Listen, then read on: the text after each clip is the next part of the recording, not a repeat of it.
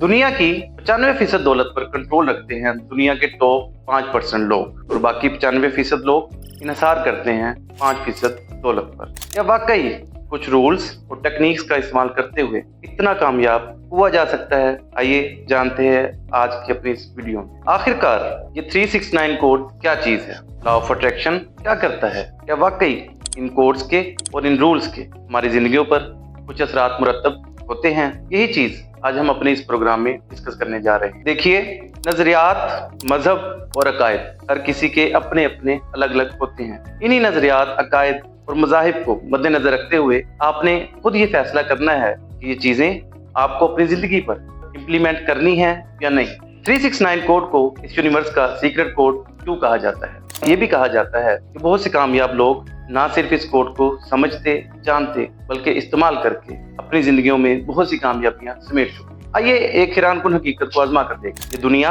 एक सर्कल है। सर्कल की डिग्री होती है 3 + 6 = 9। जब 360 डिग्री को हाफ किया जाए तो ये बनेगा 180 डिग्री। 1 + 8 = 9।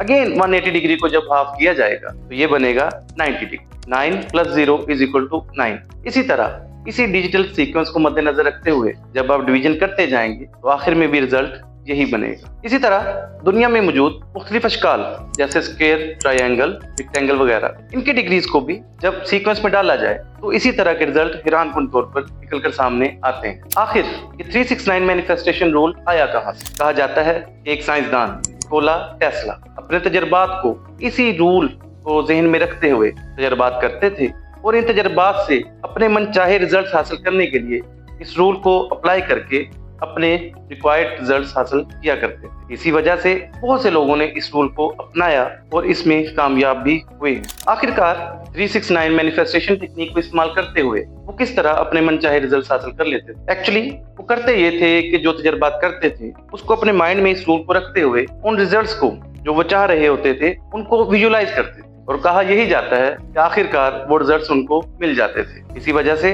बहुत से लोगों ने मजीद इस टेक्निक को अडॉप्ट भी किया। असल मुद्दा ये है कि इस टेक्निक को इस्तेमाल कैसे किया जाता है, तो आइए आपको स्टेप बाय स्टेप बताते हैं। दोस्तों, इसके पहले मरहले में आपको कागज पर अपने वो सब ख्वाब, अपनी वो सब तरजीहात लिखना होती हैं जो आप जिंदगी से हासिल करना चाहते हैं। मगर ट्विस्ट इसमें ये आएगा कि उसको सिर्फ लिखना नहीं, जब आप उसको लिख रहे होंगे तो उसमें आपके वो जज्बात, वो एहसासात और वो शुक्राना वो शामिल होना चाहिए जैसे वो चीज आप हासिल कर चुके हों।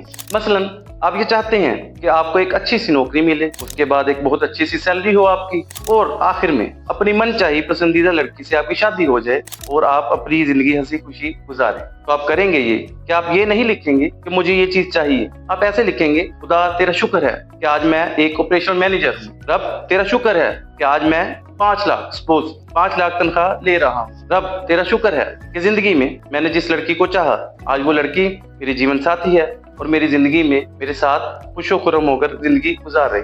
मगर इसमें एक खास एहतियात ये है कि ये सब लिखते हुए आप वही जोश, जज्बा और शुक्राना अपने अंदर फील करेंगे और उनको अपने अल्फाज में भी लिखेंगे जो हकीकत में मिल जाने की सूरत में आपके अंदर उजागर हुआ करते हैं। रूल 369 या 369 मैनिफेस्टेशन और लॉ ऑफ अट्रैक्शन के अंदर आपके एहसासात, जज्बात और शुक्राने का एक बहुत ही अहम रोल है। अगले मरहले में इस टेक्निक को अप्लाई कैसे किया जाए? तो इसके अप्लाई करने का तरीका ये होगा कि जो भी आपकी अफर्मेशंस हैं, जो भी आपकी तरजीहात हैं, वो आप पेपर पर लिखेंगे। सुबह को 3 मरतबा, दोपहर को 6 मरतबा और शाम को 9 मरतबा। इस तरह से ये सारी तरजीहात आपको रोजाना पेपर पर 3 टाइम लिखनी होंगी। लेकिन एक चीज जहन में रहे कि ये प्रोसेस मुसलसल आपको 45 दिन करना ही होगा। अगर किसी एक भी औकात में आपसे मिसिंग हो गई तो दोबारा से आपको 0 से स्टार्ट करना पड़ सकता है। मिसाल के तौर पर आप ये लिखते हैं कि शुक्र है कि अब मैं माहाना 5 लाख कमा रहा हूं, तो यही चीज जज्बात के साथ, एहसासात के साथ, शुक्र के साथ आप लिखेंगे, शुक्र है मैं अब माहाना 5 लाख कमा रहा हूँ। सुबह 3 मरतबा, दोपहर को 6 मरतबा और रात को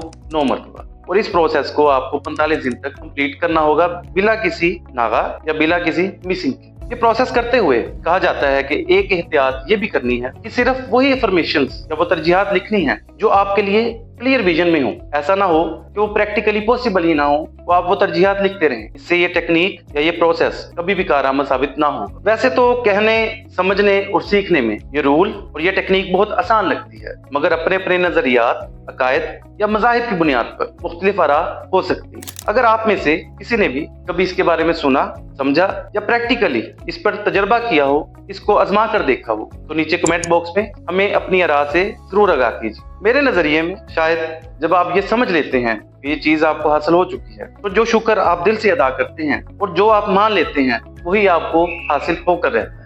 लेकिन इन सब चीजों के साथ साथ जब तक प्रैक्टिकली प्लान, उसके लिए एफर्ट्स पुट नहीं किया जाएगा, तब तक कोई भी पॉजिटिव रिजल्ट शायद ना मिल सके। इसलिए अपनी जिंदगी को अमली तौर पर मजबूत बनाइए, अपने प्लान्स को अच्छे तरीके से एग्जीक्यूट कीजिए। दोस्तों, इन वीडियोस का मकसद सिर्फ आपके अंदर शौर को उजागर करना है, ताकि इस वीडियो से कुछ सीख कर, कुछ समझ कर, जो चीजें आपको अच्छी लगे वो इसमें से ले लें और उसको अपनी जिंदगी में इम्प्लीमेंट करें। लेकिन बहरहाल नौजवानों से गुजारिश है कि अपनी जिंदगी को बदलें। वीडियो के आखिर में सिर्फ यही चीज कहना चाहूंगा, जिंदगी का मजा है बस इस चीज में। अपनी हार को बदलो अपनी जीत में। Signing off.